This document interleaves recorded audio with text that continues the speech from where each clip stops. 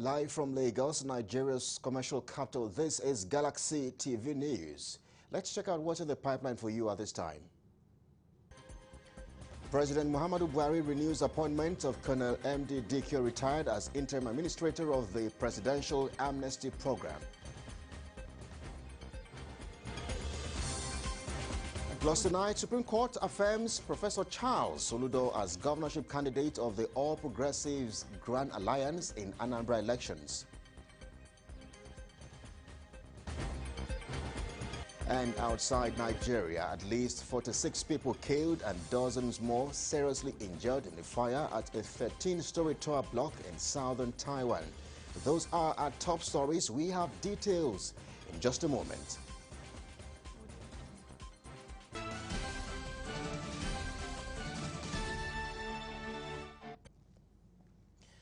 And now, wherever you're watching from around the world, we are live from our headquarters here in Lagos, Nigeria. I am Kelly Egiga. On our first story tonight, President Muhammadu Buhari has approved the renewal of appointment of Colonel M.D. Dikio, retired as interim administrator of the Presidential Amnesty Program, for another one-year tenure. Special advisor to the President on Media and Publicity, Femi Adesina, in a statement said Colonel Dikio has achieved much in the commission within a short time. Adesina also confirmed that the amnesty boss has worked to command widespread respect amongst the various stakeholders in the Niger Delta region. Now let's shift our focus to court matters. Now, Justice Iyabo Yerima of the Oyo State High Court sitting in Ibadan has ruled that the actions of the Ibadan Zonal Command of the Economic and Financial Crimes Commission, EFCC, in investigating and detaining one Amos Olaniyo, also known as Crime Alert, in a case of investment fraud was proper. Among the relief sought by the Crime Alert boss was an order declaring his arrest and detention illegal and monetary compensation of 20 million naira for wrongful infringement on his rights and a public apology. Justice Yerima, in her ruling, stated that Sections 6 and 7 of the EFCC Establishment Act 2004 and Section 35 and 36 of the Constitution empowers the EFCC to arrest and detain the applicant in carrying out its statutory responsibilities to investigate alleged cases of economic and financial crimes. She thereby dismissed the suit as unmeritorious and refused all the reliefs sought by the applicant. Now, the Supreme Court has affirmed Professor Charles Soludo as the governorship candidate of the All Progressives Grand Alliance in the Anambra election slated to hold on November 6, 2021. Victor Oye was also affirmed as the chairman of the party by a 5-man panel led by Justice Mary Odili. A unanimous decision by the 5-man panel of justices upheld the judgment of the Kano State Division of the Court of Appeal, which validated the primary elections that produced Professor Charles Soludo. Let's stay with the Anambra governorship elections, as the new commissioner of police in that state, Echeng Acheng, has warned criminals of the state who are bent on causing trouble before, during and after the November 6 governorship elections to have a rethink, saying it will no longer be business as usual. The CP made this known in a statement made available to newsmen in Awka, the state capital.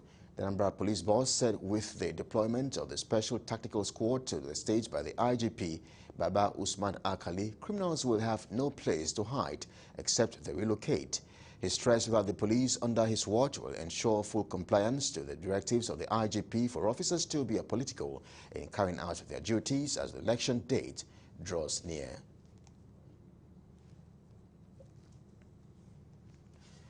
And let's stay with the police, but this time to Oyo State, where the Commissioner of Police in that state, Ngozi Onodeko, has promised to curtail activities of criminals in the state, calling on residents for constant support.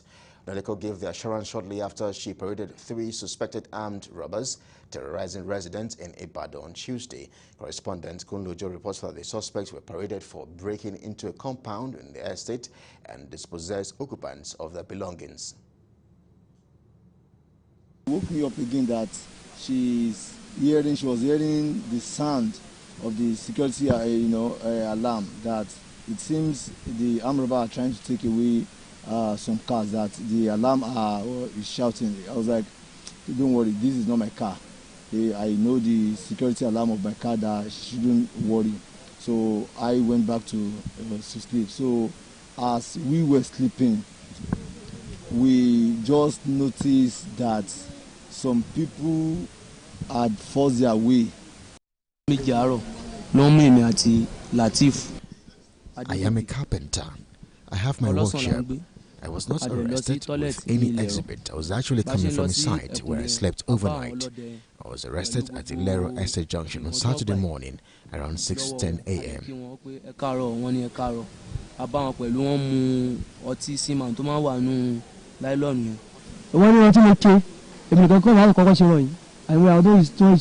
I was arrested with my friends Lateef Adegoke. We live at Oloso, but we went to ease ourselves at the estate, and on our way back, we met the vigilante people and greeted them, and they responded. And it was on our way back they stopped us and started questioning us, and were eventually arrested.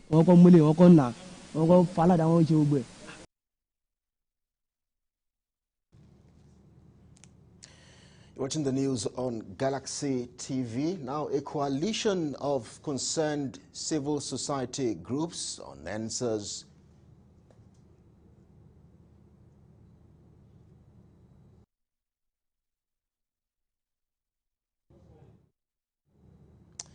watching the news on Galaxy TV. Let's take a break. I'll be back in just a moment. Please stay with us.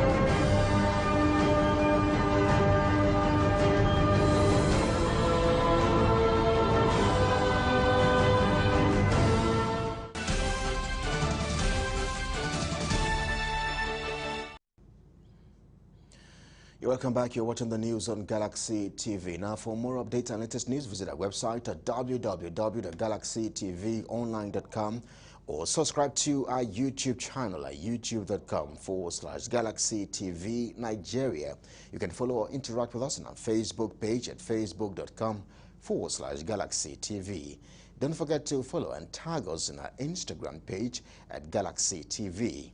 If you have breaking news around you, you can avail our eyewitness feature via WhatsApp. Simply share your story by sending short clips or videos of the news on 0818 666 669. Our social media platforms are user-friendly and can always accommodate your live update and comment.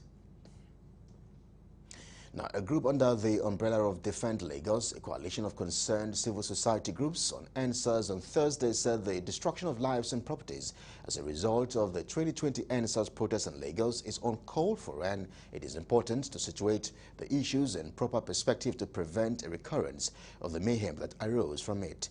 Speaking on behalf of the group, Nelson Ekujimi said the protests left a sore taste in the mouth of Nigerians and sorrow because of the needless killings of civilians, security agents, looting, destruction of public and private assets that trailed it, especially in Lagos, which was the hardest hit. He added that all attempts by the government to make the NSAS protesters see reasons and embrace dialogue failed. However, men and women of goodwill remain consistent in their appeal to the protesters to embrace dialogue with the government, who had acceded to their 5 for 5 demands and call off the protests, but rather they remain defiant and continue to disrupt public peace with the blockade of roads and highways, and violence and crime was on an upward swing as a result of the withdrawal of policemen and other security agencies to their stations and barracks. We recognize the inalienable rights of citizens to ventilate their grievances. but must acknowledge that it must be exercised within the ambit of the law and with recognition of the fact that other persons' rights must not be infringed upon in the process. We are veterans in struggle. We will not subscribe to any act of anarchy. We will not subscribe to any act of destruction of property or lives of any kind in the case of protest. Galaxy's Daniel Tanimo reports that the group appealed to those planning to stage another anniversary protest to have a rethink and further called on the Nigeria Police Force to recognize the fundamental rights of Nigerians and show professionalism in its efforts to protect lives and properties in the state. We appeal to those planning to stage another anniversary protest to have a rethink in view of the likelihood of the forces of evil hijacking their protests again to unleash mayhem. We call on the Nigerian police to recognize the fundamental rights of citizens and urge it to exhibit professionalism in its effort to protect the economic and human rights of Lagosians to move about without let or hindrance.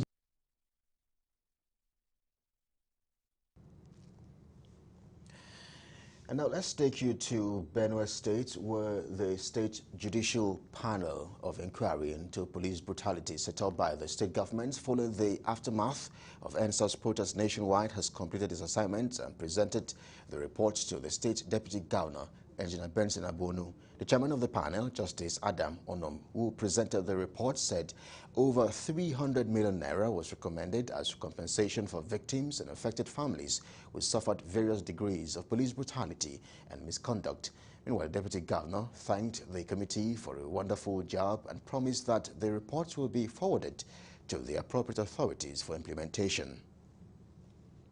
Own point of view, what we expect is very quick action from the federal authorities. Remember, the police force is not under the jurisdiction of the state government. It is a federal agency, and therefore any misgivings that people have against them and any malhandling of the populace that gave rise to the setting up of this committee in the first place. The manner in which the youth of Benue State handled the situation. In that state, it was terrible. Here, I think the protest was planned and mechanisms put in place to ensure that it was not hijacked by miscreants. And even during our sitting throughout, we never saw any disturbance. For that, we are grateful for the level of responsibility displayed by the youth of Benue State.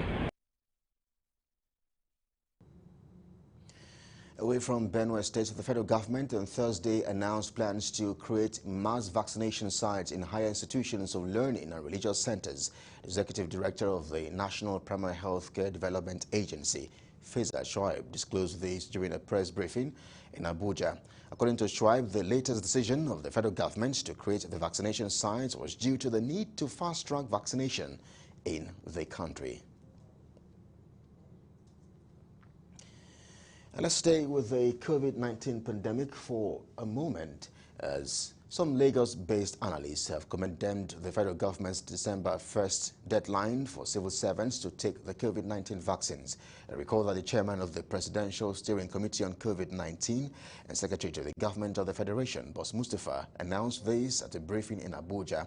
Speaking with Galaxy's Solomon of FEM, public affairs analyst Sonia Runta and Pastor Dolio, has said the federal government should channel her energy to the most pressing issues in the country, such as insecurity. There are so many ills in the society. People are dying of hunger. People are dying of starvation. There's banditry everywhere, kidnapping and what have you. The government have not tried to address those issues. And they're talking about vaccine. Meanwhile, don't forget, Nigeria have not bought any vaccine. They are banking on the ones people are donating for them. What is it about it? So it becomes suspect. When someone is trying to tell that he loves you more than you love yourself, it becomes suspect because this person have not shown any sign before of caring for you. I'm thinking that the same speed they are applying to wanting people, forcing people to take vaccine, they should also apply that on these insecurity issues that is bedeviling our nation, and they should also apply it to other diseases that are killing people. When you really don't have something, you're believing people to dash you for you to be able to use, and you're making it mandatory for everybody. It does not add up. It doesn't add up. Because if you want to make it mandatory, then you should have money to buy. Buy it, because right now you don't even have enough that will go round.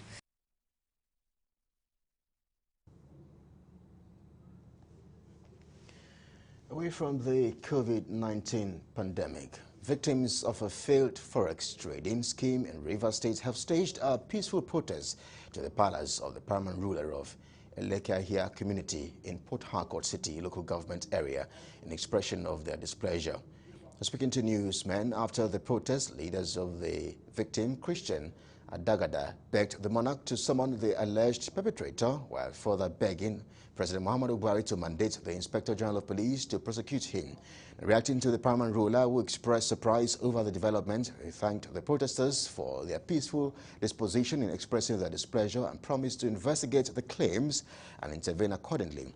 On his part, the chairman, Rivers Civil Society Organizations, Enefia Georgeville, urged the monarch to rise above nepotism and engender justice as the credibility of his palace and that of the state were at stake. We also use this opportunity to call on the President of the Federal Republic of Nigeria, President Muhammadu Buhari, to shift a little focus on financial banditry, because Maxwell Weyodum is a financial terrorist, is a financial bandit. He should be fished out. Nigeria have all the authorities to fish him out. The Royal should live above board, just like Julius Caesar's wife. He should live above board by not taking sides with his kinsman and his subject. His Royal Highness should know that the integrity of his palace is on the scale, is on the balance. You know that the economy now is very, very bad. Even when one of 1,000 naira, don't want that cut of it. How much more when it's involved in billions of naira? I'll try to approach the parents. If need be, to see the boy himself to know how he can about all this.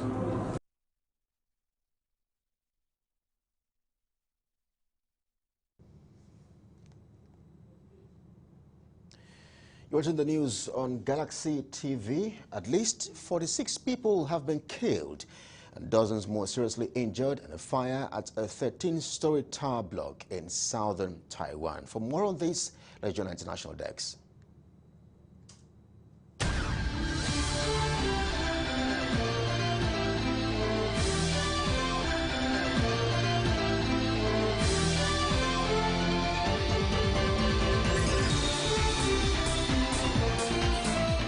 Welcome to our international news. At least 46 people have been killed and dozens more seriously injured in a fire at a 13-story tower block in southern Taiwan, officials say.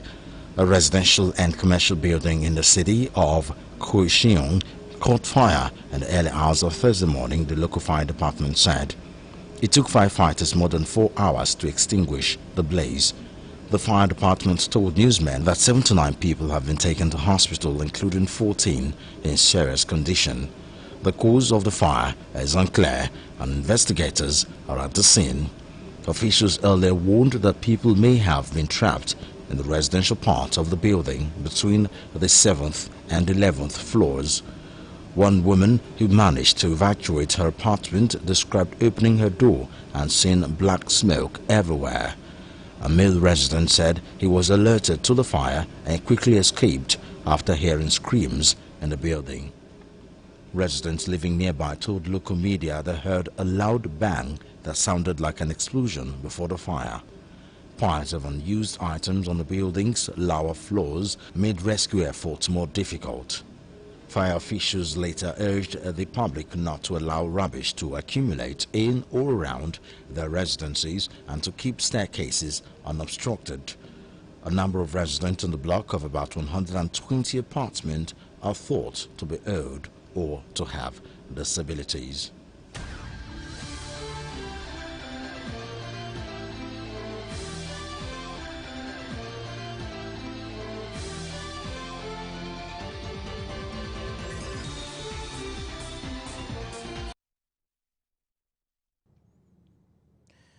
And with that, we conclude our news at this time. But for more updates and latest news, visit our website at www.galaxytvonline.com or subscribe to our YouTube channel at youtube.com/GalaxyTV Nigeria.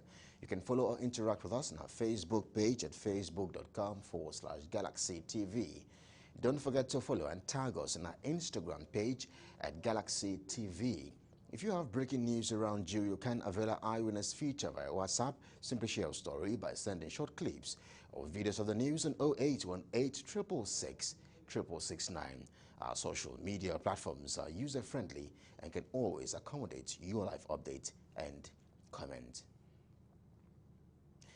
And that's your Galaxy TV News at this time. On behalf of the production team and everyone here, thank you so much for your company. We urge you to please keep safe. I am Kelly Egiga. Good evening.